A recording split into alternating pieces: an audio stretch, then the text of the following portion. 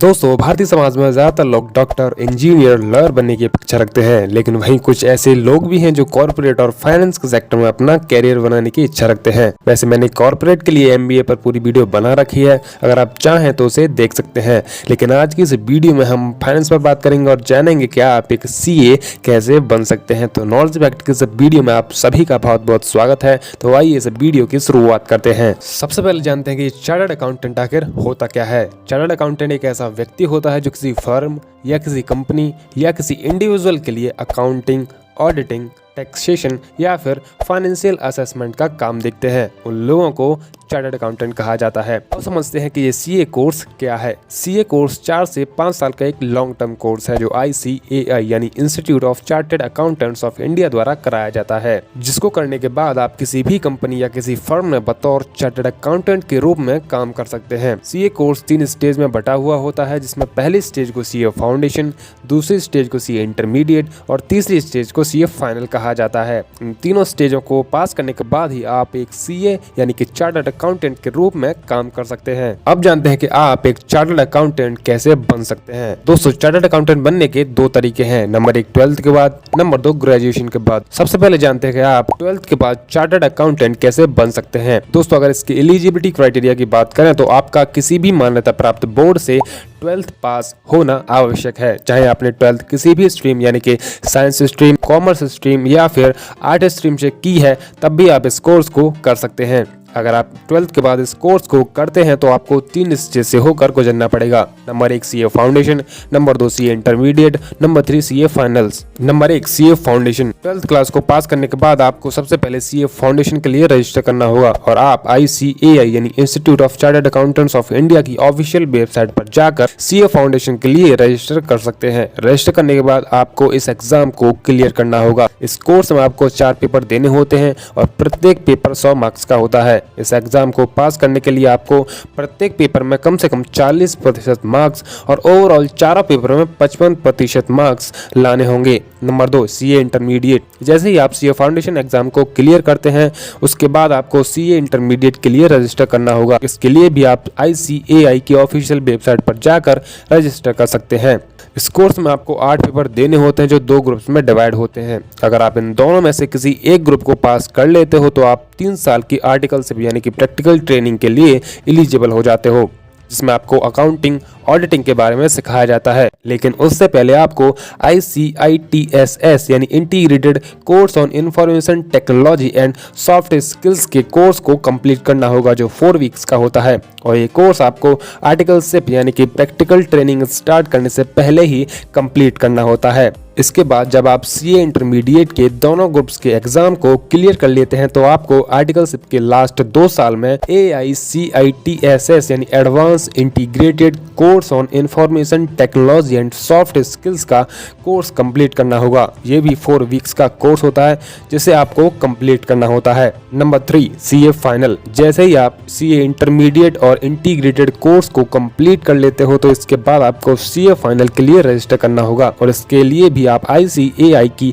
Official website पर जाकर register कर सकते हैं। ये अंतिम चरण होता है सीए बनने के लिए। अगर आप इस एग्जाम को भी पास कर लेते हैं तो आप एक चार्टर्ड अकाउंटेंट बन जाते हैं और एग्जाम को पास करने के बाद आपको ICAI के मेंबर के रूप में रजिस्टर करना होगा, जिसके बाद आप एक चार्टर्ड अकाउंटेंट के तौर पर किसी भी कंपनी या किसी फर्म में काम कर सकते हैं। अब जानते हैं दूसरे तरीके के बारे में कि आप ग्रेजुएशन के बाद सीए कैसे बन सकते हैं। ग्रेजुएशन के बाद का जो तरीका है उसको डायरेक्ट एंट्री बोला जाता है। इसके थ्रू जाने के लिए कुछ एलिजिबिलिटी क्राइटेरिया हैं, उनको जान लेते हैं। नंबर 1, अगर आपने ग्रेजुएशन कॉमर्स फील्ड में किया है यानी कि बीकॉम वगैरह किया है तो आपके ग्रेजुएशन में कम से कम 55% अंक होने चाहिए। अगर आपने किसी और फील्ड से ग्रेजुएशन किया है यानी BSc, BA या किसी अन्य स्ट्रीम से ग्रेजुएशन किया है तो आपके ग्रेजुएशन में कम से कम 60% अंक होने चाहिए। या फिर आपने institute of companies secretary of India यानी ICSI या फिर द इंडियन इंस्टीट्यूट ऑफ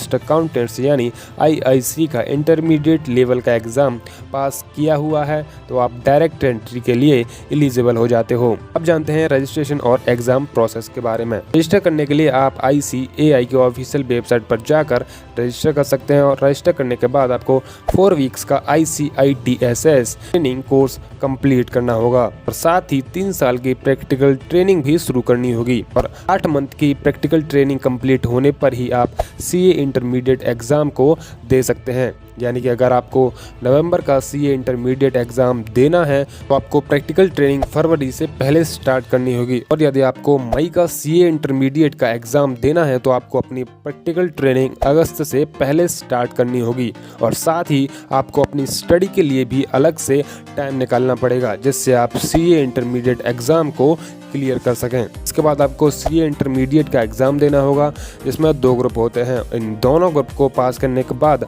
आप CA बनने के दूसरे चरण को पार कर लेते हैं। इसके बाद आपको CA फाइनल के लिए रजिस्टर करना होगा और CA फाइनल एग्ज़ाम को क्लियर करना होगा। CA फाइनल एग्ज़ाम को क्लियर करने के बाद आप एक CA के रूप में किसी भी फर्म में काम कर सकते हैं। डिटेल में इसके सिलेबस के बारे में जानते हैं। नंबर 1 CA फाउंडेशन, इसमें टोटल 4 पेपर होते हैं। Number 1 principle and practice of accounting, number 2 business law and reporting, number 3 business mathematics and logical reasoning, number 4 business economics and commercial knowledge. इसमें पहला और दूसरा पेपर सब्जेक्टिव टाइप का होता है जिसमें कोई भी नेगेटिव मार्किंग नहीं होती, जबकि तीसरा और चौथा पेपर ऑब्जेक्टिव टाइप का होता है जिसमें 1/4 की नेगेटिव मार्किंग होती है। पहले और दूसरे पेपर को सॉल्व करने के लिए आपको 3 घंटे का समय मिलता है और जबकि तीसरे और चौथे पेपर को सॉल्व करने के लिए आपको 2 घंटे का समय दिया जाता है। नंबर 2 CA इंटरमीडिएट, इसमें टोटल 8 पेपर होते हैं जो 2 ग्रुप्स में डिवाइड होते हैं, group 1 and group 2।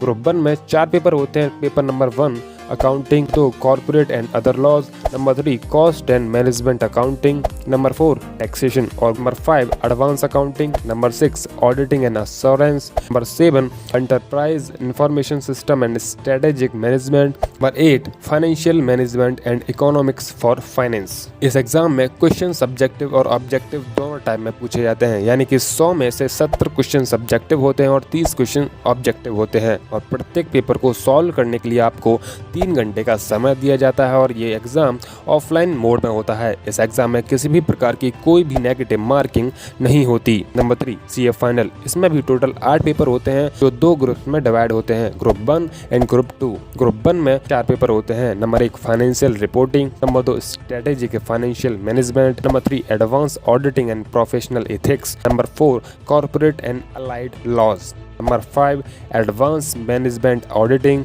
Number 6 information system control and audit, number 7 direct tax laws, number 8 indirect tax laws. इस एग्जाम में क्वेश्चन सब्जेक्टिव टाइप के पूछे जाते हैं और प्रत्येक पेपर को सॉल्व करने के लिए आपको 3 घंटे का समय दिया जाता है। ये एग्जाम भी ऑफलाइन मोड में लिया जाता है। इस एग्जाम में किसी भी प्रकार की कोई भी नेगेटिव मार्किंग नहीं होती। अब कुछ इंपोर्टेंट चीजों के बारे में जान लेते हैं जिनके बारे में आपको जरूर पता होना चाहिए।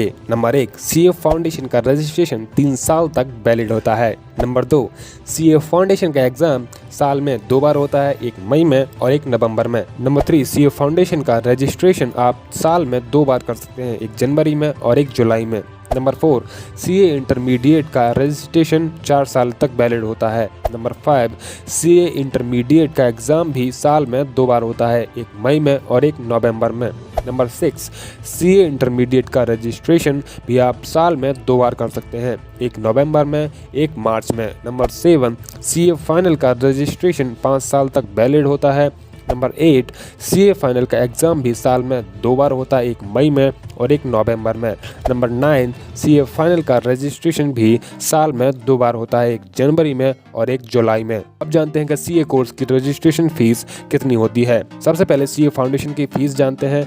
दोस्तों CA फाउंडेशन की जो रजिस्ट्रेशन फीस होती है वो लगभग 9,000 रुपये होती है, लेकिन इसकी टोटल कॉस्ट 11,300 रुपये होती है। अब जानते हैं CA इंटरमीडिएट के बारे में। दोस्तों CA इंटरमीडिएट की जो रजिस्ट्रेशन फीस होती है वो लगभग 15,000 रुपये होती है, लेकिन इसकी टोटल कॉस्ट 20,700 रुपये होती है।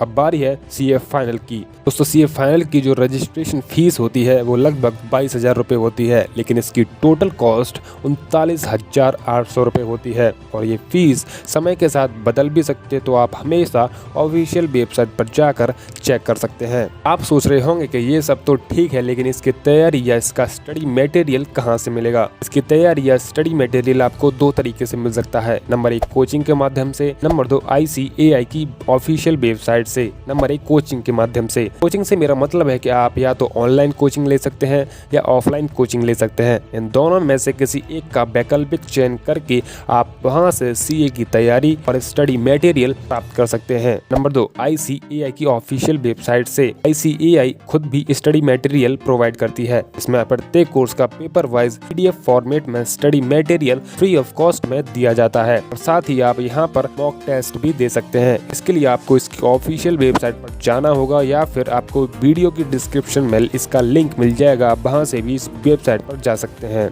अब जानते हैं कि आप CA करने के बाद किन जॉब पोजीशंस पर वर्क कर सकते हैं। Number 1 finance manager, number 2 cost accountant, number 3 taxation consultant, number 4 CEO, number 5 auditor, number 6 investment banker. अब ऐसे फील्ड के बारे में जानते हैं जिनमें आप CA करने के बाद काम कर सकते हैं। नंबर 1 इन्वेस्टमेंट बैंकिंग फर्म में काम कर सकते हैं। Number 2 banking and financial service जैसे सेक्टर में भी काम कर सकते हैं। नंबर 3 इंश्योरेंस सेक्टर में भी काम कर सकते हैं। नंबर 4 लॉ फर्म में भी काम कर सकते हैं। नंबर 5 कॉर्पोरेट हाउस में भी काम कर सकते हैं। ऐसे और भी फील्ड हैं जिनमें आप CA करने के बाद काम कर सकते हैं। अब बात करते हैं कि इंडिया में एक CA की एवरेज सैलरी कितनी होती है। वैसे इंडिया में एक CA की एवरेज सैलरी लगभग 7.8 लाख पर annum होती है, लेकिन ये आपके अनुभव के आधार पर अलग अलग भी हो सकती है। यानी कि अगर आपका अनुभव 1 से 4 साल का है तो आपकी सैलरी 3 लाख से 11 लाख पर annum हो सकती है। यदि आपका अनुभव 5 से 9 साल का है तो आपकी सैलरी 4.5 लाख से 20 लाख के बीच में हो सकती है। यदि आपका एक्सपीरियंस 10 से 19 साल का है तो आपकी सैलरी 6 से 25 लाख रुपए पर annum हो सकती है।